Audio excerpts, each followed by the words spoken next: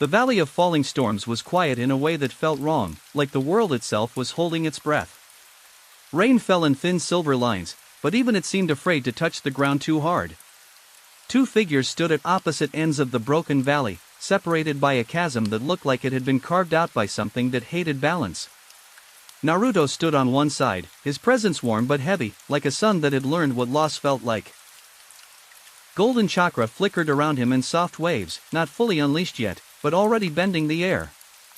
He stared across the distance, not with anger alone, but with something deeper: refusal. Refusal to let things end the way they always did. On the other side, Sasuke stood perfectly still. The wind didn't seem to disturb him, it simply moved around him, as if even nature had accepted his silence as law. His eyes were calm, unreadable, but they carried the weight of everything he had chosen to carry alone. He didn't raise his blade yet. He didn't need to. For a long moment, neither of them spoke.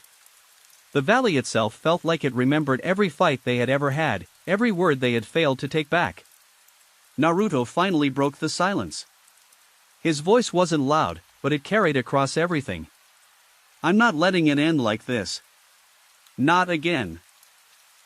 Sasuke tilted his head slightly, almost like he was tired of hearing the same hope wrapped in different words. "You're still chasing the same illusion." That was all it took. Naruto moved first, vanishing in a burst of light and reappearing mid-air, fist already drawn back.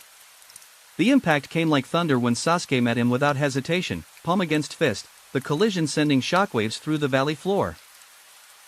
Stone cracked outward in spirals, and the rain around them burst apart as if the sky itself had shattered. Naruto pushed harder, chakra flaring brighter, trying to force momentum, trying to break through that calm wall in front of him. "This isn't an illusion," he shouted, teeth clenched. "People change. Things can change." Sasuke's expression didn't shift as he slid back just enough to redirect the force, twisting reality around the edge of Naruto's attack. "And yet they always repeat themselves," he replied quietly. A flicker of black lightning erupted behind Naruto, too fast, too precise.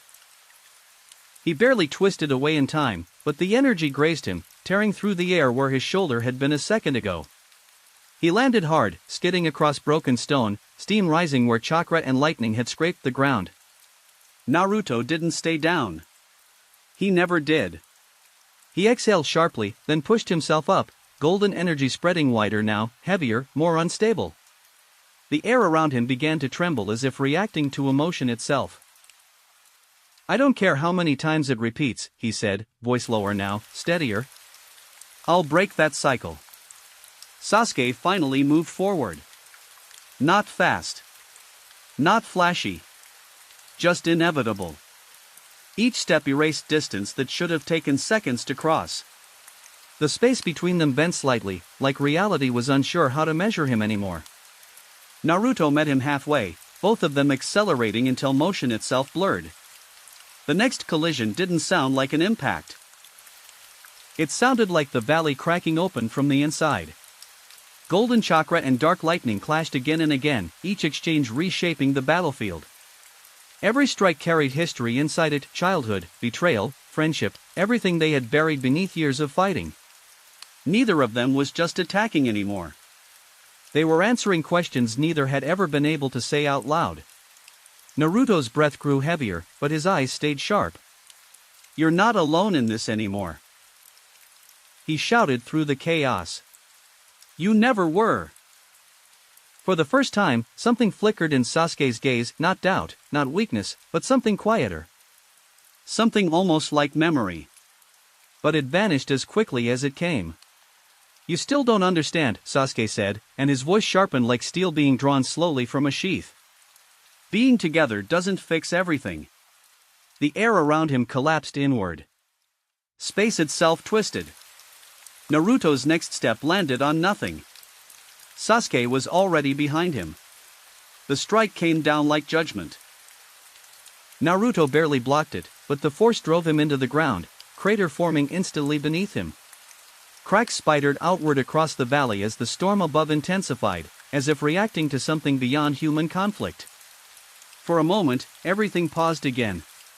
They stood apart once more, both breathing heavier now, both aware that this wasn't about strength alone anymore. It never had been. Naruto slowly straightened, rain running down his face, mixing with sweat and dust. His voice came softer this time, but it didn't lose its weight. If you keep walking alone, you'll just end up losing everything you're trying to protect. Sasuke looked at him for a long time. Really looked. Then, quietly, almost like a final answer he had already given himself long ago, he said, "Then I'll walk until there's nothing left to lose." The valley trembled. And they moved again.